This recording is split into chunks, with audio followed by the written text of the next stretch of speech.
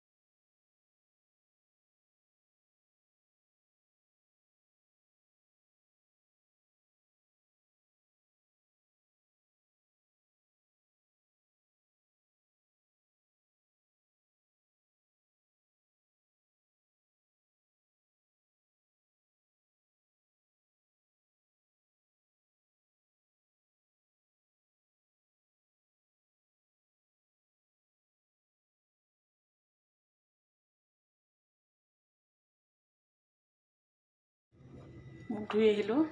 ৰাতিপুৱা আৰম্ভণি পানী গিলাচে কৰিম। গ্ৰীণ টি একাপ খাব লৈছোঁ।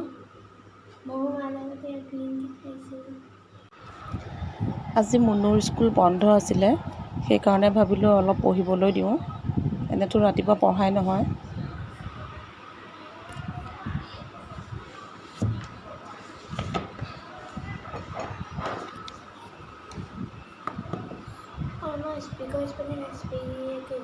মোবাইলটো চাওঁ, এবাৰ চাব নালাগে নহয়। হ'ব দে। কোনটো? গুড চিলড্ৰেন অলৱেজ স্পীক বাই টাৰ্মছ। সৰুগৰাকী কোন বহি আছে দেখিছেনে? সেয়া হৈছে মোৰ শাহু আইতা, আৰু আইতাই সদায় এনেকৈ বহি থাকে মই যেতিয়া তাইক পঢ়াই থাকোঁ। তাইক পঢ়িবলৈ দি মই অলপ সময়ৰ বাবে উঠি গৈছিলোঁ। চাওকচোন তাই কি কৰি আছে।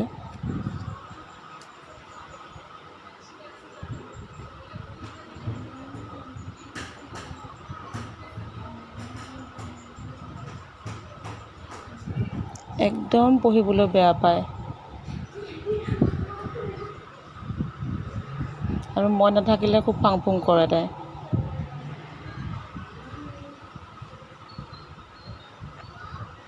পঢ়িব নালাগে, পঢ়িব নালাগে।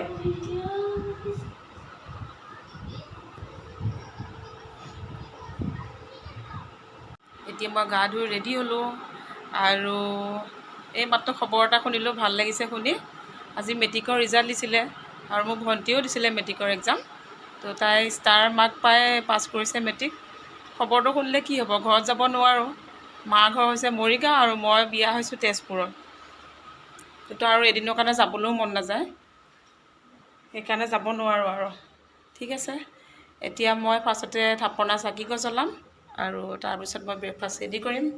চাই থাকক ভিডিঅ'টো শেষলৈকে।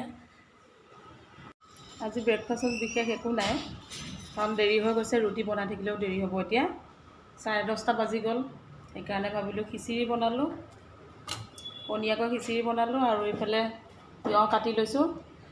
ব্ৰেকফাষ্ট কৰা হৈ গ'ল। এতিয়া মেচিনত কাপোৰ আছে, কাপোৰখিনি উলিয়াই দিওঁ বাহিৰত।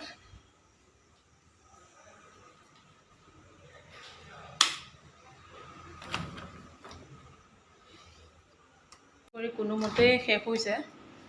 এতিয়া এইটো কি দেখিছেনে আপোনালোকে? কলপচলা বজাৰৰ পৰা অনা, ঘৰৰ নহয় বাৰু দেই, কাৰণ ঘৰত একো বস্তুৱে নাই, চব কিনি খাব লাগে। আজি এই কলপচলা কেনেকৈ বনাই আপোনালোকক দেখুৱাম। মই নবনাওঁ, মোৰ শাহুমাই বনাব। বলক ঠিক আছে, মাহঁতৰ ঘৰলৈ যাওঁ।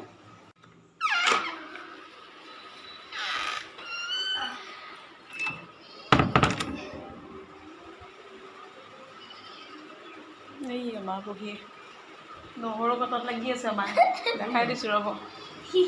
এইয়া মায়ে সুধিছে কোননো? কোনো নহয়, ভিডিঅ' কৰিছোঁ। মা নহৰু কটাত লাগি আছে, ক'লোঁ যে কলপচলা বনাব লাগিব। পচলাটো এনেকৈ মিহিকৈ কাটি দিলোঁ, হালধি আৰু নিমখ দি মোহাৰি দিলোঁ। আদা নহৰু অকণ খুন্দি দিলোঁ, লগতে মচুৰ দাইল এমুঠি ভিজাই থৈছিলোঁ। আৰু ইফালে মায়ে কেৰাহী গৰম হোৱা তেল দি আদা নহৰুখিনি দি দিলে, পিঁয়াজো দিছিলে, মোৰ দেখাবলৈ নহ'লে। আৰু পচলাখিনি দি দালিমুঠিও দি লৰাই দিলে। ইয়াতে কলাখাৰ ব্যৱহাৰ কৰিছে। অলপ ভালকৈ লৰাই লৈ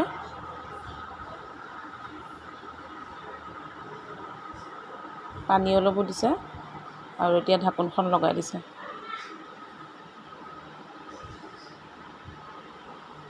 ঢাকোনখনেৰে আকৌ লৰাই দিছে।